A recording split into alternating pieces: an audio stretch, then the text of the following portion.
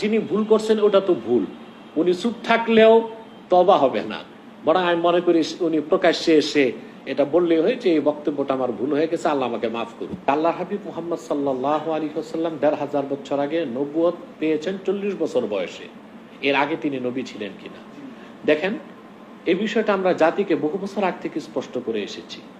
বিশেষ করে গত বছর এক মৌলভী সাহেব এই আমাদের এই বিশ্বাসের বিপরীত বক্তব্য দেওয়ার পর আমি সহিহ বুখারীর দর্স সমাপনী উদ্বোধনী দর্শে বক্তব্যটা বলেছিলাম। এবছরও আবার আল্লাহর কি হুকুম এই বিষয়টা নিয়ে যখন খুব বেশি মানুষের মধ্যে বিভ্রান্তি সৃষ্টি হচ্ছে, বিভ্রান্তি না, মমিনের কোনো বিভ্রান্তি না, মমিন মূল আসলটাই বিশ্বাস করে।